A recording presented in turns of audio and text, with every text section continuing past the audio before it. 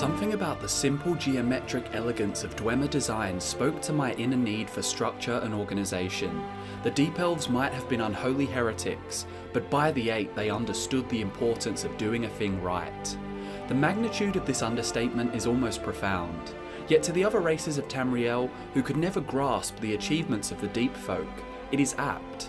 Dwemer civilization advanced in a way that was entirely unprecedented and entirely impossible to mimic. Their architecture is nothing short of brilliant, but their feats of design are only the tip of the iceberg. They are the parts visible to travelling mortals who may gawk with awe-glazed eyes at what the race left behind. But if you're brave enough to plunge beneath the surface, excavating their ruins and their recorded histories, you'll know there is so much more to this incredible race of Mer, one that is equal parts logic and mystery.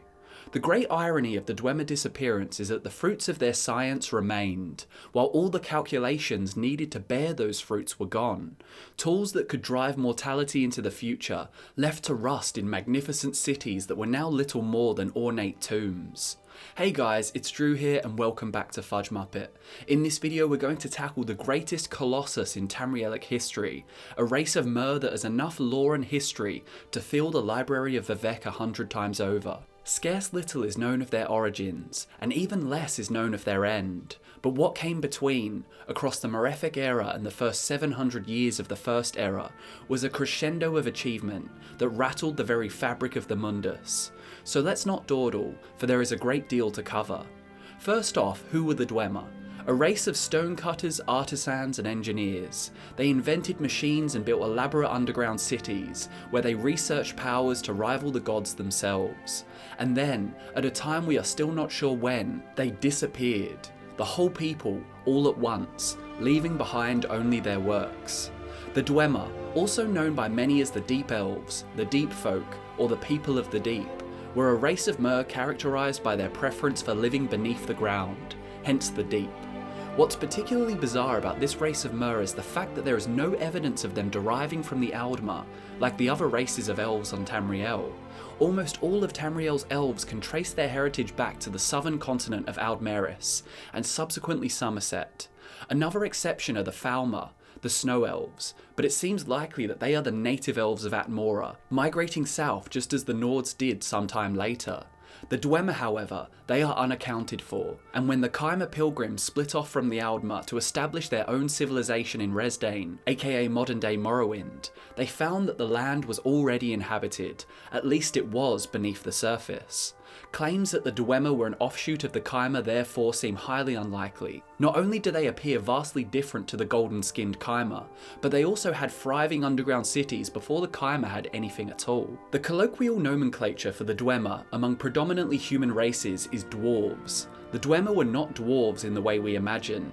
Yes, there are similarities, namely the fact they dwell underground, as well as the importance of mining in their economy, but the name was pretty superficial, supposedly coming about when the Nord giants commented on how small they were in comparison to themselves. The Dwemer were not a race prone to drawing inspiration from others. They had their own unique way of developing technology, engineering, architecture, academia, society, law, arts, philosophy, and everything in between. To the other races of Tamriel, the Dwemer were enigmatic, and attempts to understand them were usually conjecture at best, or more frequently plain fabrication. What we can safely say about the Dwemer is that they were pragmatic, intelligent, and industrious, so much so that they were often perceived as cruel and void of compassion. Above all, the Deep Folk were free-thinking innovators. Combine this with their reclusiveness and their ability to tap magnificent magics, and the Dwemer were inevitably going to prosper. Before we can properly understand how the Dwemer designed such ingenious technologies and structures, we need to understand their society, culture, and philosophy. The fundamental difference between the Dwemer and every other race residing on Tamriel is their belief in science and mathematics above religion. Most Dwemer intellectuals denounced the gods, and did not perceive magic as being a divine gift, but rather another tangible tool at their disposal. In the words of Vivec, "But our brethren, the Dwemer, scorned the Daedra, and mocked our foolish rituals, and preferred instead their gods of reason and logic." When considering the Dwemer people's connection to the heart of Lorkhan, as well as various other encounters with entities like Azura, it's safe to say that they weren't necessarily non-believers in an atheistic sense, but rather in a heretical sense. They likely acknowledged the presence of gods, but simply chose not to venerate them as most mortals did. If the Dwemer were going to reach enlightenment, they would do it with the great minds of their leaders, not by kneeling before any shrines and begging for any form of seraphic or even demonic favours. Fundamentally, the Dwemer aimed to rival the gods not out of reverence, but out of defiance. Their values of reason and logic trumped all else. The Dwemer owned all those surface dwellers with logic, because facts don't care about their feelings. As a result, the highest, most prestigious positions in Dwemer society were filled by philosophers, mathematicians, scientists, metallurgists, and architects. Take a moment to contrast that with practically every other mortal society in Tamriel. How many centuries have been squandered by unfit kings and emperors? How many treasuries have been drained by corrupt politicians and monarchs in the pursuit of personal wealth? How many brilliant minds were poached in the summer sun simply because the bearer was a poor farmer's son or daughter, condemned to plough the fields until some treatable illness took them in their sleep? Dwarven pragmatism was a marvel to behold, and while the clergymen gave blessings to the sickly on the surface, the Dwemer intellectuals gave scientific innovation to the deep folk beneath the soil. This isn't an excuse to drag religion through the dirt, as there is no doubt that religion serves an invaluable purpose in most mortal societies, but it is like comparing the Dark Ages to our modern Enlightenment values here in our universe. For us, it took centuries of gradual innovation, but on Tamriel, the answers were right there under everyone's feet, and ironically, with the Dwemer gone, innovation lies in the past, not necessarily in the future. So you can see how the Dwemer value system lended itself well to a societal and technological metamorphosis. But there was one other factor that contributed to the magnificent heights the Dwemer reached in their underground citadels, and that is their arcane prowess. It's pretty ironic that the biggest religious apostates on the continent were the most magically endowed. The histories tell of many powerful magics the Dwemer had at their disposal, some of which are mostly speculation, while others are clear to see in their architecture. Either way, these gifts, or tools as the dwarves would call them, contributed immensely to their prosperity. The most tangible of these magics, potent through all facets of Dwemer culture and craft, is tonal architecture. The projection of magic through sound is not a concept unique to the Dwemer. In fact, there are a few variations of it in Tamriel alone. You may have heard of the Yakudan sword singers in Hammerfell, and you've definitely heard of the Way of the Voice, used by the tongues of Skyrim. Both of these examples played a significant role in their respective cultures, providing some major innovations, usually on the battlefield. But the tonal architecture used by the Dwemer had a far more noteworthy impact. The Dwemer proved themselves to be a force in battle, but that really wasn't their focus considering how rarely they actually interacted with other cultures. Magic in the form of music is not uncommon, and even the name Lorkhan is a translation for doom drum in the Aldmeri language. If the Mundus is a song, the Dwemer tonal architects could use their voices to interrupt, change, or add to the song. With such power, it's no wonder that tonal architects were such a fundamental part of Dwemer society. Take the chief tonal architect, DJ Kagranak, for example. His remix of the song was so f***ing lit that the whole race ceased to exist. Tonal architecture was utilised in many ways. It was the greatest tool used to build Dwemer structures, to carve entire cities or mining tunnels under the ground, and even for medicinal purposes. Tonal architecture also manifested in another form, which became known as the calling, only the potential of this was far more sinister. It is documented that the Dwemer could use tones to synchronise minds. In other words, they could interfere with free will, bending other sapient life forms to their will. It is speculated that this was used to enslave the Falmer snow elves, though other sources claim the Falmer were desperate and cooperated willingly. If you'd like to know more about the tragic tale of the Falmer, I have a video going into great detail about it on the channel. Other uses for the calling include being able to link the minds of the dwarves to one another, essentially telepathy. The Dwemer scholar, Voronara Cleave, had this to say on the subject. At the height of their power, the Dwemer exhibited near total mastery of tonal forces. Even now, countless centuries later, they remain peerless in this respect. According to ancient Chimeri scholarship, the Dwemer could employ tonal forces to bend weak minds to their will, a form of complex oral hypnosis. Luckily, the dwarves never managed to mobilise this technology on the battlefield against our august ancestors. The scale and complexity of the devices likely made transportation nearly impossible, but they still managed to employ it on a limited scale using massive devices called tonal resonators. If the legends are true, these resonators were incredibly complex architectural wonders. They stood taller than the most imposing giants, and filled cavernous chambers with pipes, dials and pistons. When enabled, the resonators released a series of powerful tones that could alter the brainwaves of lesser men and mer, inducing deep calm and profound pleasure, or even paranoia and terror. The uses for such a device are virtually limitless. In the depths of Arkantems in Skyrim, we see one of these resonators. Only without the experts there to operate it, it serves as little more than a glorified lock. Perhaps the technologies aren't actually related, and this is just a tonal lock powered by what Catria calls resonators. That's part of the mystique, I guess. So many wondrous inventions left in the hands of mortals who cannot comprehend their purpose or potential. Asking a modern mortal to work a Dwemer creation is like asking a frost troll to play the lute. So we have a race of eminent intellectuals, armed with enlightenment values, unrivaled ambition, and astounding arcane abilities. The sky's the limit for their feats of technology and architecture. By a simple count, there are hundreds if not thousands of samples of dwarven buildings made of precise square shapes, and far fewer examples of discreetly rounded or curved stonework, leading us to believe that early dwarves favoured trusted, well-calculated designs based on angled lines rather than riskier, more imprecise calculations based on arcs and curves. This summation from Calcelmo nicely sums up the Dwemeri creative process. The dwarves aimed for the stars just like any other race, but rather than leaving anything up to fate, they approached every new obstacle with meticulous attention to detail, facing each problem head-on with science and logic, and their rise to prominence was therefore never in doubt. The fact that even now, thousands of years since they were abandoned, their cities and structures still put the accomplishments of still existing races to shame.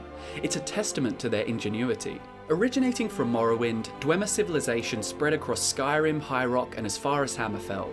Dwemer cities were vast and expansive, never susceptible to territorial disputes due to their preference to remain beneath the surface. With the power of tonal architecture, huge caverns could be made readily available with one utterance. These cities were so grand in scale that the dwarves could create space for just about anything. Exploring Dwemer ruins have given us some idea as to what was contained within the cities. There were living spaces, study rooms, areas for scientific, academic, engineering and arcane study. There were animoncultories built for the production of automatons, workshops, pumping stations and boileries. Other sections included sky domes and ocularies, debate halls, war quarters, cathedrals, marketplaces, treasuries, armories, storerooms and gatehouses. They even had their own orreries, elaborate massive constructs designed for astronomical observation and study. These areas were all interconnected with great halls and long passageways running throughout the Dwemer's underground cities. It is the general consensus among scholars that Blackreach was the capital of the Dwemeri underground collection of city-states. In the case of Blackreach and the surrounding cities, ornate attunement spheres were used in conjunction with a dwarven mechanism to gain access to the Great Lifts, which moved inhabitants between the surface and Blackreach. When building their underground cities, the Dwemer employed 4 tests. All 4 needed to be passed for the construction to be permitted. The first was called the Test of Pattern, and this required the architect to observe for patterns before planning. Then came the Test of Disorder, which required the architect to move methodically when no patterns were present. When the observer recognised that many tasks had to be accomplished in no specific order, the plan was to order all tasks to be completed, and they should be able to recall how, why, and when the task was completed. The Test of Evasion had the observer study an obstacle and review their resources and abilities. If the obstacle was too difficult, then the architect had to find a way around the problem. The final test was the Test of Confrontation, which was called upon if the planner could not find a solution to the Test of Evasion. If there was no possibility of going around the obstacle, then the issue had to be confronted directly. As we can see through their automatons, armour and their scientific contraptions, metalwork was an area of immense pride for the Dwemer. Despite this, stonework was still at the foundation of all dwarven architecture. Metal was implemented over the centuries, but masterful masonry dominated as the primary material in the construction of Dwemer cities. Speaking of metalwork, however, what is even more impressive than Dwemer architecture is Dwemer technology. It is this area of innovation that grew so advanced that it would eventually doom them. When speaking about the Aelid Elves of Tamriel's Heartland recently, I mentioned their affinity to magic in the form of starlight.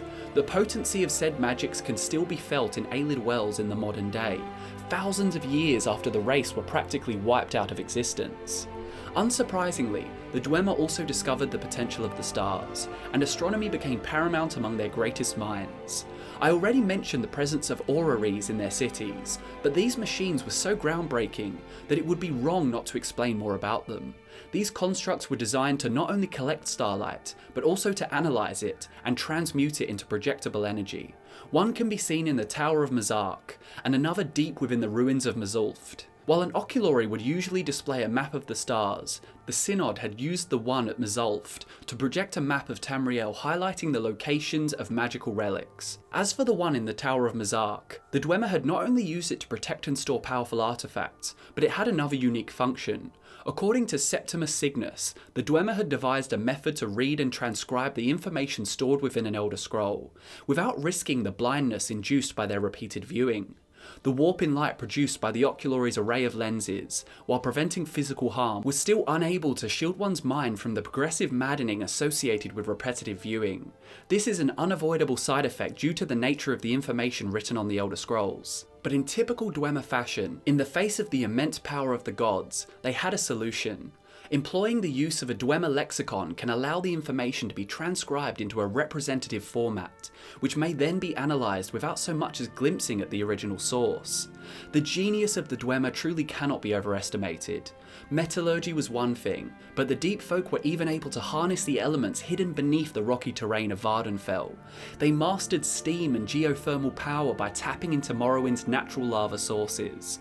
And once the precedent had been set, their civilization was privy to budding technological advancements. No sooner than the source had been tapped, the Dwemer architects had drawn up schematics for airships, sentient machines, mechanical observatories, and lighting systems that continued to work for centuries without any maintenance. So long as there are resources to tap, these remarkable creations continue to roam the ruins of their former masters. One can only wonder if these centurions, spheres, spiders, and other machines have the capacity to question the disappearance of their inventors. It is hypothesized that the power fueling these machines is closely tied to the location, and this leads many scholars to believe magic plays a significant role in what brings them to life, life being said in inverted commas. It would be hard to argue that they're capable of critical thought and self-reflection, but the behaviour of the automatons discovered by explorers leads us to believe that they are capable of interpreting the actions of people around them, in a sense perceiving their intent, and responding accordingly. To the dwarves, these advancements brought them immense pleasure. They had found a means to bestow pseudo-sentience upon inanimate objects. In a sense, they were denying the organic power of the gods, while simultaneously transcending the mortal systems of life. At this point, the Dwemer was so brilliant that they were close to rivaling the divine forces of the Mundus. To onlookers, the Dwemer were growing arrogant, but it's hard to blame them. Their accomplishments were so profound and extensive, and the logical next step was to seek the ultimate goal, immortality. This is where the crescendo of their ambition and their innovation reached its climax. The Dwemer, led by Chief Tonal Architect Kagranak, began to dabble in the divine, and in typical dwarven fashion, their road to apotheosis was paved with plans and schematics. They had an Elder Scroll in their possession, and they soon discovered a great magical stone beneath Red Mountain. The Dunmer priest, Gilvus Borello, wrote of the discovery, and Lord Kagranak's subsequent decision. Beneath Red Mountain, Dwemer miners discovered a great magical stone. By diverse methods, Lord Kagranak, High Priest and Mage Crafter of the ancient Dwemer, determined that this magical stone was the heart of the god Lorkhan, cast here in the Dawn Era as a punishment for his mischief in creating the mortal world. Determined to use its divine powers to create a new god for the exclusive benefit of the Dwemer, Kagrenac forged 3 great enchanted artifacts, which are called Kagrenac's tools. Wraithguard is an enchanted gauntlet to protect its wearer from destruction when tapping the heart's power. Sunder is an enchanted hammer to strike the heart and produce the exact volume and quality of power desired. Keening is an enchanted blade that is used to flay and focus the power that rises from the heart. In order to harness the power of Lorkhan's heart, the Dwemer built a monstrous golem, a brass god fit for a god's heart. This creation was the Numidium. With the vessel and the tools, the road to divinity was coming to an end. The neighbouring Kaimer learned of the power the Dwemer wished to unleash, and they vowed to put an end to it, led by Azura's champion Indaril Nerevar. The opposing forces had fought practically to a standstill, and this is when Kagrenac, who waited within the heart chamber, chose to carry out his plan. Yagrum Bagan, the last surviving member of the Dwemer race, avoided their impending fate as he was supposedly in an outer realm at the time. When asked about Kagrenac's actions, he had this to say: "Lord Kagrenac, the foremost arcane philosopher and magecrafter of my era, devised tools to shape mythopaic forces, intending to transcend the limits of Dwemer mortality. However, in reviewing his formulae, some logicians argued that side effects were unpredictable and errors might be catastrophic. And the logicians were correct in predicting how unpredictable the plan could be. In his attempts to attune the heart with Sunder, every last member of the Dwemer race on Mundus vanished without a trace. There was no time to probe for answers. In an instant, all of their creations, all of their architecture, all of their machines and automatons, all of it was abandoned." Bagan continued to say, "I think Kagrenac might have succeeded in granting our race eternal life, with unforeseen consequences, such as wholesale displacement to an outer realm, or he may have erred and utterly destroyed our race." Whatever the truth may be, with the exception of Bagan, not a soul remains to utilise the grand creations of the Dwemer. The Kaimer were victorious in the Battle of Red Mountain by default, and the savage Falmer, who were still enslaved in the Dwemer citadels, were left with an empire of their own, only they couldn't begin to comprehend the magnificence of the underground world they now inhabited. Since that day in the 700th year of the First Era, no answers have been found in regards to where the Dwemer ended up, or whether they simply vanished altogether. I'll do my best to offer a little insight here, but as we draw this video to a close, I don't want to open the can of worms that is Kim. Put simply, uncovering the secrets of the universe and learning the meaning of life tends to have one of the following outcomes. Achieving Kim is the process of learning about the Godhead, the creator of all things, and in doing so, the subject discovers that they do not truly exist. In some cases, Vivek being a speculated example, one's arrogance could be so overwhelming that despite this revelation, they continue to be. They continue to have a sense of self in the presence of proof to the contrary. With this comes the ability to change the fabric of the universe, for none of it truly exists anyway. The other outcome of ascension is to zero sum. This means that, when faced with the answers of the universe, the subject ceases to exist. They realise that they aren't real and poof, they're gone. I believe this is what happened to the Dwemer. At their core, the deep folk are practical minded. They are governed by logic and reason, not by the will of any gods, nor their own egos. When Kagrenac meddled with the heart of Lorkhan, I believe he became privy to the secrets of the universe, and with the power of the calling, the telepathic link between the race, they collectively discovered the futility of their mortal lives and their immortal ambitions. They then zero-summed, and vanished from existence entirely. And there you have it, guys, the fall of Tamriel's greatest civilization, the Dwemer, the lost race. I hope you enjoyed the video. Thanks so much for watching this far. I've been Drew, and I will see you next time.